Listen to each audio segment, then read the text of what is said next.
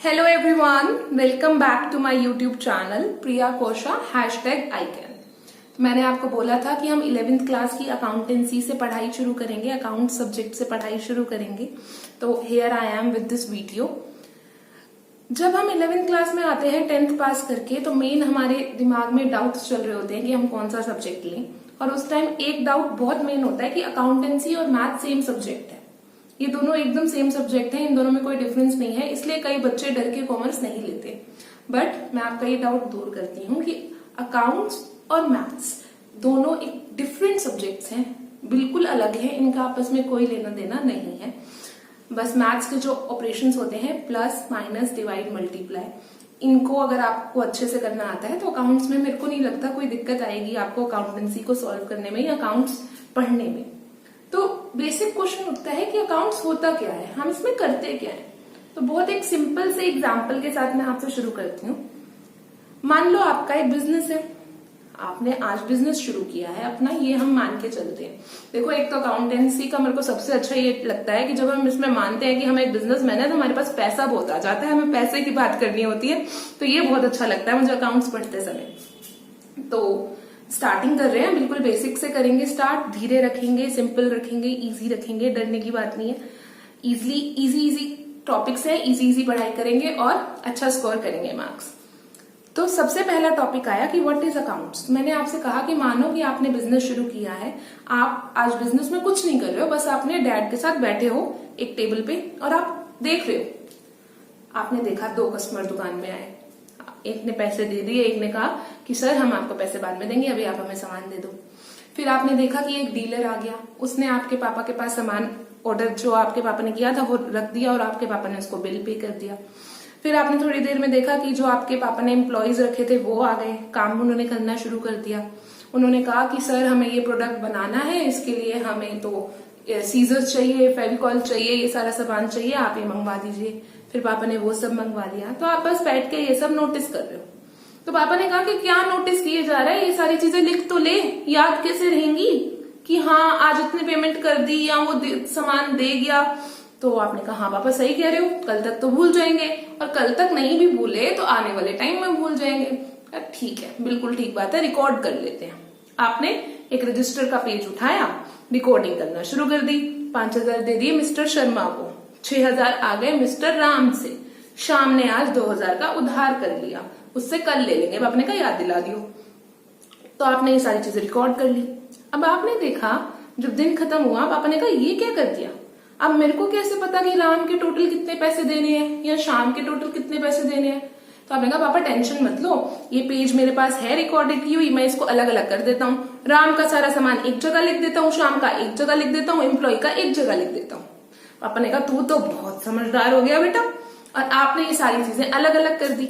अब थोड़ा टाइम बीता, पापा ने कहा समझ नहीं आ रहा बेटा कि बिजनेस में प्रॉफिट हो रहा है, लॉस हो रहा है, क्या हो रहा है, कुछ नहीं समझ आ रहा। तो आपने कहा पापा टेंशन मत लो, हमारे पे जो डाटा है मैं उसको एक जगह इकट्ठा करता हूँ और फिर हम टोटल करके देख लेते हैं कि हमें प्रॉफिट हो रहा है या लॉस हो रहा है। आपने डाटा इकट्ठा किया, देखा कि किसको कितनी पेमेंट की, किससे कितना सामान आया, कितना पैसा आपने बिजनेस में लगाया था पापा ने आपने ये सारा काम कर लिया। आपने निकाल दिया कि 6 महीने के अंदर या 1 साल में आपको इतना पैसा बचा। आपने 10 लाख लगाया था और अभी आपको इतना पैसा बच रहा है।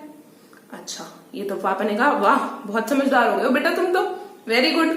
उसके बाद आपने ये देखा कि कहाँ कहाँ आपको लॉस हो रहा था और किस किस वजह से लॉस हो रहा था। आपने ये सारी चीजें कर ली।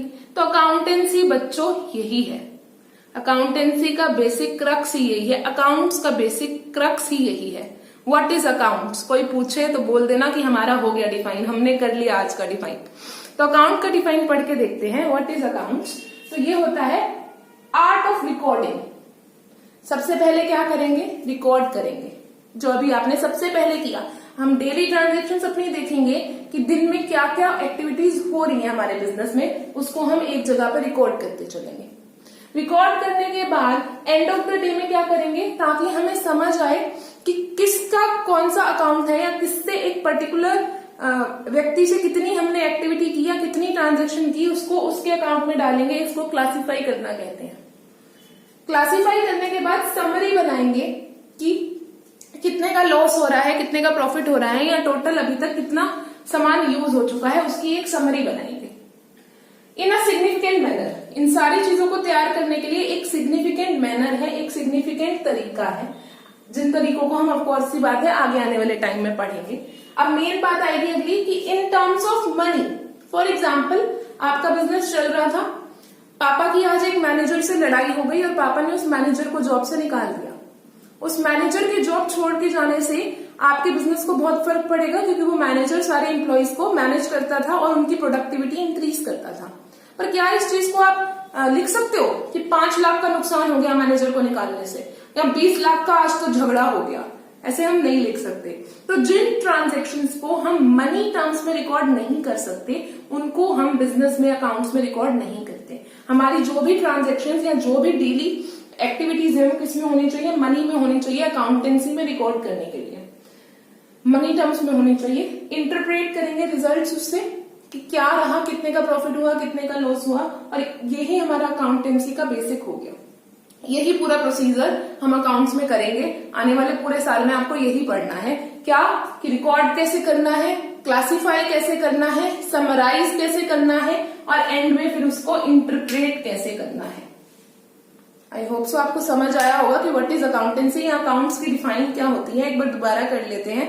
रिकॉर्डिंग करनी है, क्लासिफाइंग करना है, समराइजिंग करनी है। किन चीजों को? ट्रांजेक्शन्स को जो फाइनेंशियल नेचर की हैं या जो मनी टर्म्स में एक्सप्रेस की जा सकती हैं, और एंड ऑफ द ईयर में उसको इंटरप्रेट करके उससे रिजल्ट्स बनाने हैं कि कितने का प्रॉफिट हो गया, कितने का लॉस हो गया, या इस डाटा को हम और कैसे यूज कर सकते हैं। यही हमारे अकाउंटेंसी की कैरेक्टरिस्टिक्स भी होती हैं। फटाफट एक बार देखो पढ़ के, आपको लगेगा कि डिफाइन ही दोबारा लिख दी है।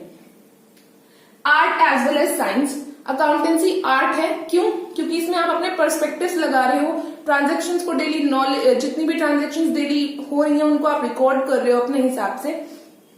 साइंस है, साइंस हम किस चीज को कहते हैं? जो एक प्रिंसिपल्स बेस्ड होती है या जिनकी आपको रिजल्ट पता होता है। तो ऐसे ही अकाउंटेंसी के भी प्रिंसिपल्स होते हैं जिनको हम यूज करते हैं, या स्टैंडर्ड्स होते हैं। तो अकाउंटेंसी हमारा आर्ट और साइंस दोनों है।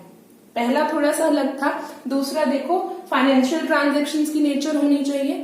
ट्रांजेक्शन्स का नेचर कैसा होना चाहिए? फाइनेंशियल होना चाहिए। किस टर्म्स में रिकॉर्ड करेंगे? मनी की टर्म्स में रिकॉर्ड करेंगे। एंट्रीज को क्या करेंगे? क्लासिफाई करेंगे, समराइज करेंगे और उनसे रिजल्ट इंटरप्रेट करेंगे। आई होप सो आपको अकाउंटेंसी की डिफाइन अभी तक अच्छे से समझ आ गई होगी। डिफाइन हमने कर ली है, अब हम करेंगे ऑब्जेक्टिव्स। अभी हम बहुत स्लो पढ़ रहे हैं, धीरे धीरे शुरुआत करेंगे, क्योंकि अभी आपका जो ईयर है 11th का वो स्टार्ट ही हो रहा है। और जो भी बच्चा ये वीडियो देखेगा उसको यही मैं कहूंगी कि अगर आप अकाउंट्स ले रहे हैं तो इस चीज से ये ना डरिए कि अकाउंटेंसी और मैथ्स दोनों सेम होता है, दोनों अलग अलग होता है। तो अब फटाफट ऑब्जेक्टिव्स ऑफ अकाउंटेंसी हम पढ़ लेते हैं। तो अब पढ़ते हैं ऑब्जेक्टिव्स ऑफ अकाउंटिंग। अभी तक हमने अकाउंटिंग की डिफाइन पढ़ी, अब पढ़ते हैं ऑब्जेक्टिव्स। करते क्यों है इसको, क्यों करेंगे, क्यों लिखना है ये सब? टू कीप सिस्टमैटिक रिकॉर्ड, ताकि जितनी भी ट्रांजेक्शन्स आपके बिजनेस में हो रही है एक साल के अंदर, उनका आप सिस्टमैटिक रिकॉर्ड रख सके, कि ताकि आपको जब भी उस डाटा की जरूरत हो तो वो डाटा आपके पास क्लियरली अवेलेबल हो। दूसरा, टू कैलकुलेट प्रॉफिट और लॉस। क्यों करते हैं बिजनेस? क्या मंशा होती है किसी के अंदर कि चलो बिजनेस करते हैं?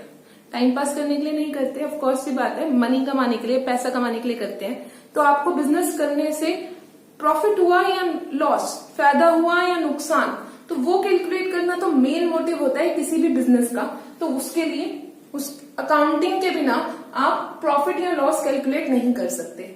Third, to ascertain the progress of business.